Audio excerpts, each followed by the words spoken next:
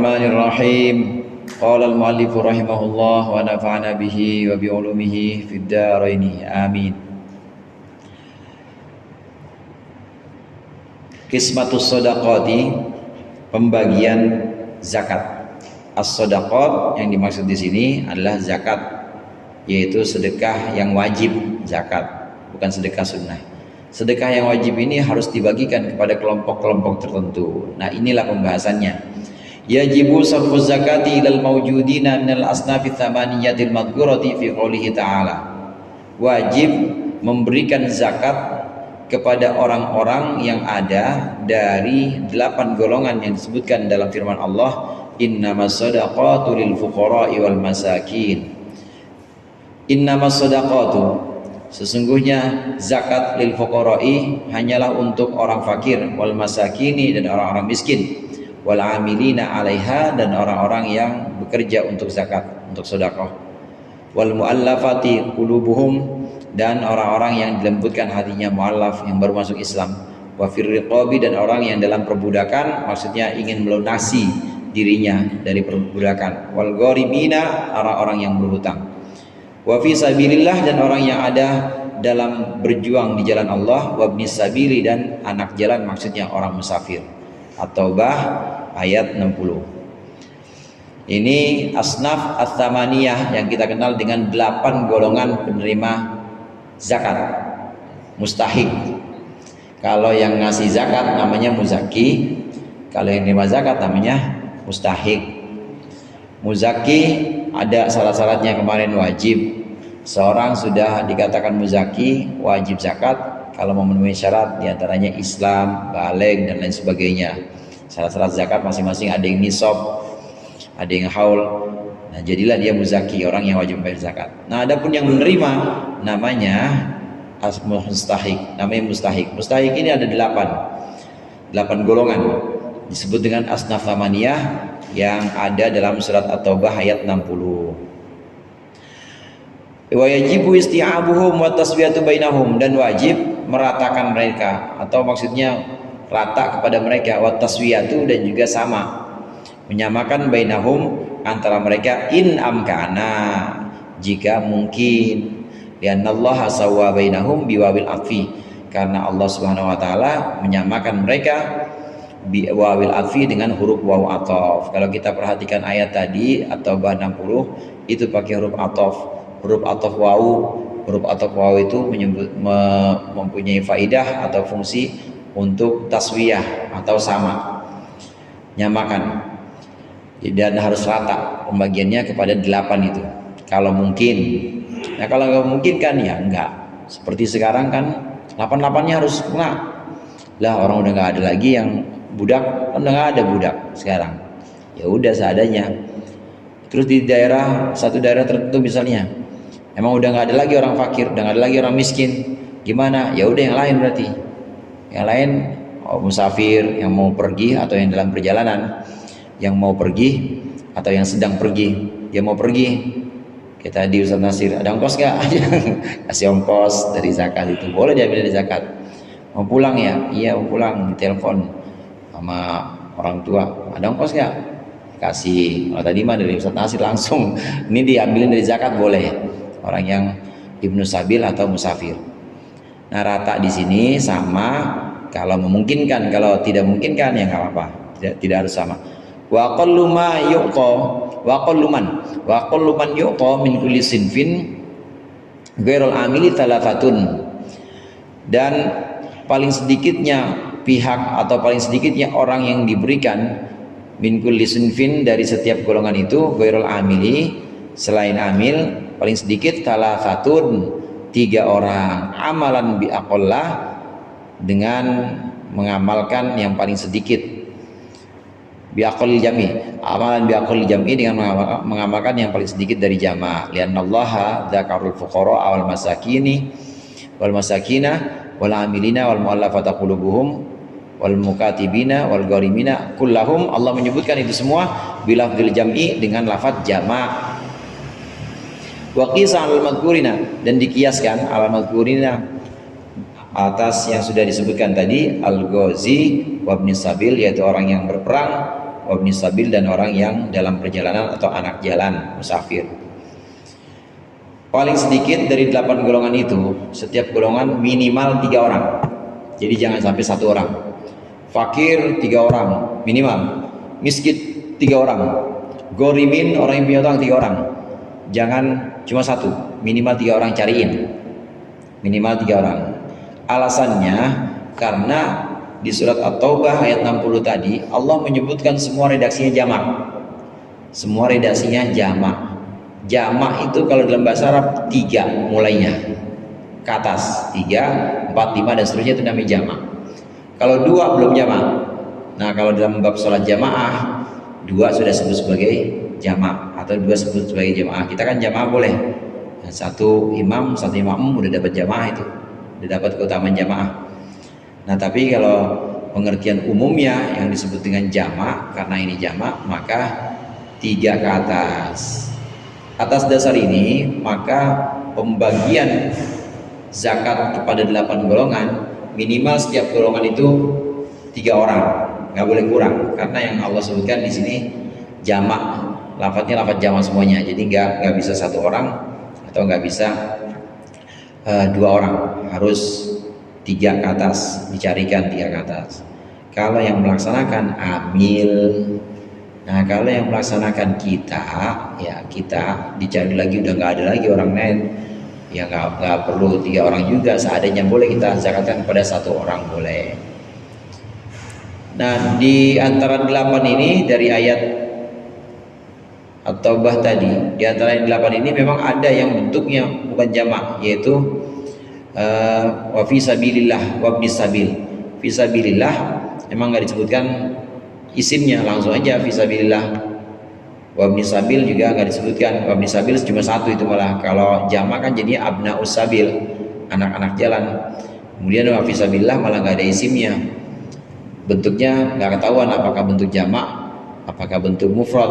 Nah, karena yang lain itu 2, yang 6 disebutkan tadi jamak, maka ini dikiaskan. Ibnu Sabil dan juga orang yang berjuang di jalan Allah dikiaskan harus 3 juga, minimal juga harus 3. Namanya kias. Dan kias ini boleh saudara dikiaskan. Kias ini ya berlaku juga dalam penerapan hukum kita atau dalam istinbat hukum kita. Ada kias begini saudara. Kita masuk masjid, kata Rasulullah SAW, man ahsana wudu'ahu thumma kharaja ilal masjidi, orang yang menyempurnakan wudunya, sunnah-sunnahnya wudu semua dilakuin, fardunya dari rumah, kemudian berangkat ke masjid, maka akan Allah tulis setiap langkahnya itu adalah kenaikan derajatnya di sisi Allah. Setiap langkah makin tinggi makin tinggi. Begitu juga dari setiap langkah itu Allah hapuskan dosa. Tergantung ke masjid. Kalau masjidnya jauh berarti dosanya makin banyak yang dihapus, dan derajatnya masih makin tinggi sesuai dengan langkah kakinya. Nah, disebutkan oleh Rasulullah, dan wa kana fi sholatin, dan dia akan senantiasa dalam keadaan salat madama fil masjid, dia akan tetap dicatat sebagai orang yang sholat selama di dalam masjid, walaupun sholatnya belum mulai. Ini ketika masuk masjid, dia udah wudu dari rumah, kemudian melangkahkan kakinya masjid, udah dapat keutamaan, dihapus dosanya dan dinaikkan tinggi derajatnya. Sampai di masjid, kemudian dia belum sholat juga, sholat jamaah belum mulai, tapi itu sudah dihitung pahala sholat jamaah, udah dihitung. Imamnya lama misalnya nggak ada datang, imamnya ditungguin lama banget, ya tinggal dikira-kira aja kalau mau hitung-hitungan.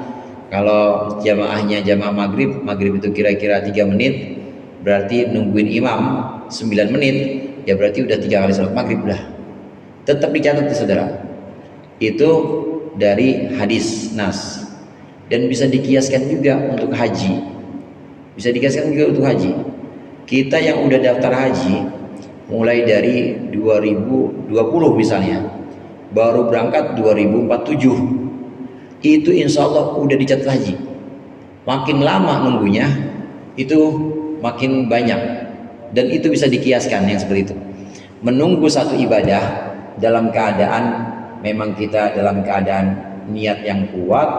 Kalau syarat yang tadi kan, syarat yang sholat tadi, dia sudah dalam masjid, dia dalam keadaan berwudu, tidak menyakiti temannya yang sebelahnya, maka selama dia melakukan itu, meskipun belum sholat, udah dicatat sholat.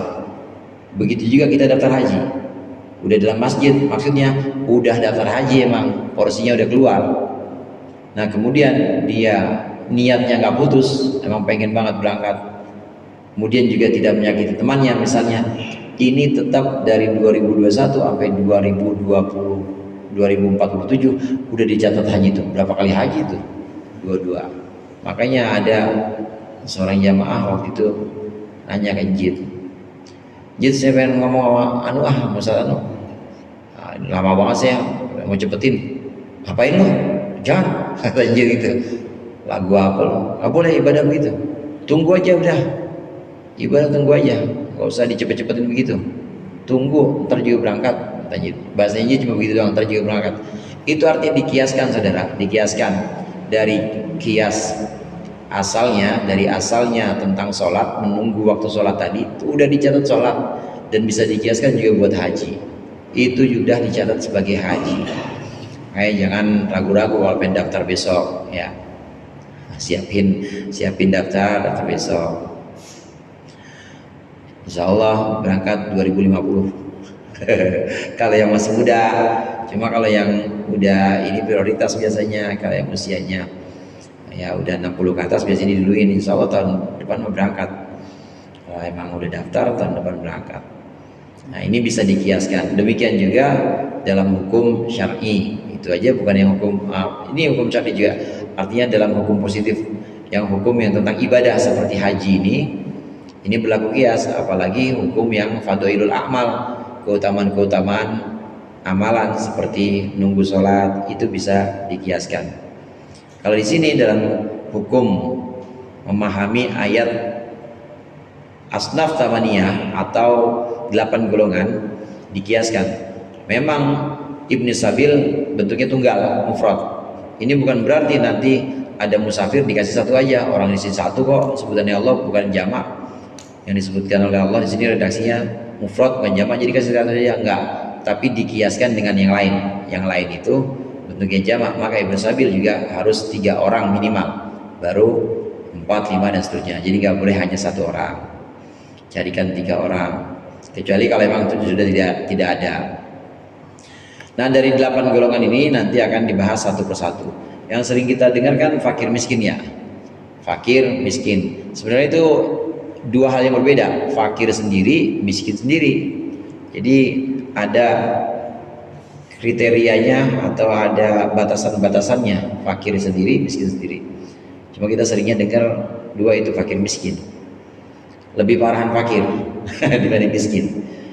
Kita sering sih dengar yang 2 gitu ya, sering dengar 2, kadang-kadang kita kira itu mah 2 hal yang sama, padahal itu beda. Fakir, apa itu fakir? Al-fakiru huwallazi la mala lahu wa la kasba yaqau mawqi'an fi kifayatihi. Orang fakir itu adalah orang yang tidak punya harta dan juga tidak punya pekerjaan, yaqau mawqi'an min kifayatihi, pekerjaan yang bisa mencukupi kecukupannya, walaysa makfiyan, dan pekerjaan itu tidak bisa mencukupinya binafaqati qaribihi, untuk menafkahkan kerabatnya. Contohnya kaman yahtaju ila syaratin wala yajidu illa thalathatan, seperti orang yang butuh 10 tapi dia hanya mendapatkan 3. Fayu'ta ma tazulu bihi hajatuhu, fayu'ta maka diberikan si fakir ma tazulu bihi hajatuhu, dengan sesuatu atau dengan zakat tazulu bihi hajatuhu, yang bisa hilang sebab pemberian itu hajatuhu, keperluannya si fakir. Fakir ini orang yang tidak punya pekerjaan, tidak punya harta, atau tidak punya pekerjaan yang mencukupi untuk memenuhi kebutuhan dia dan kebutuhan orang yang ditanggungnya.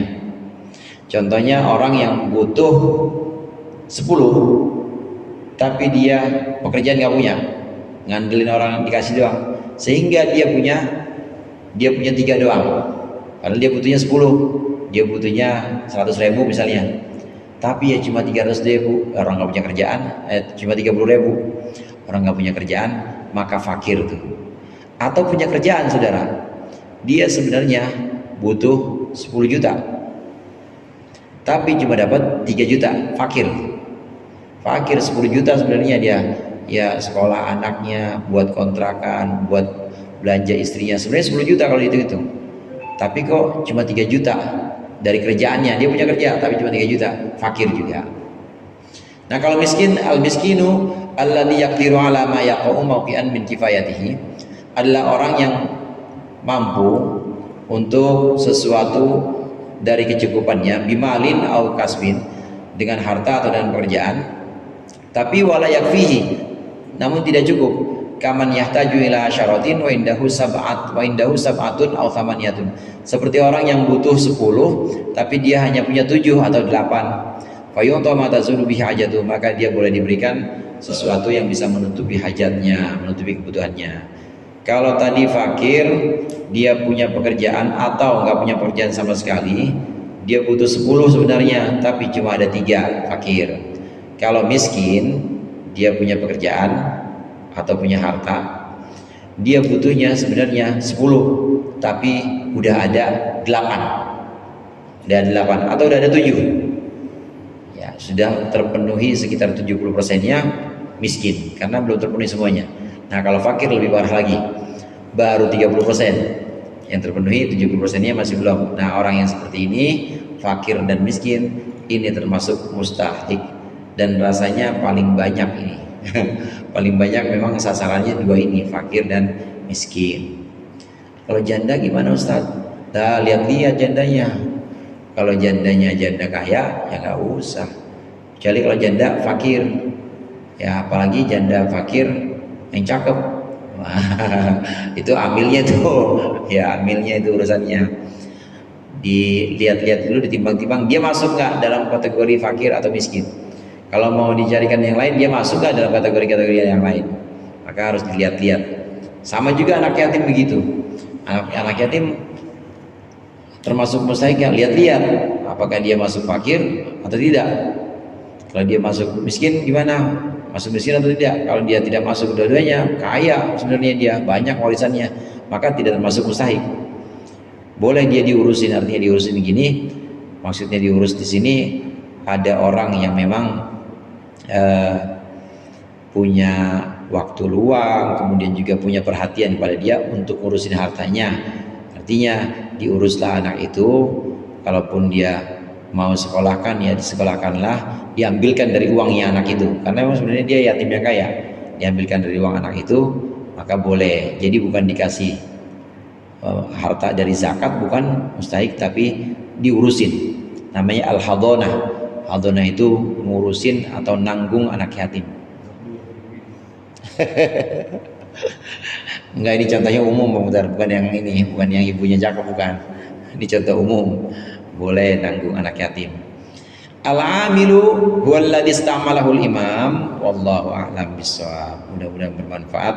Dikurangnya mohon maaf. Wallahul muwaffiq ila aqwamit thoriq. Wassalamualaikum warahmatullahi wabarakatuh.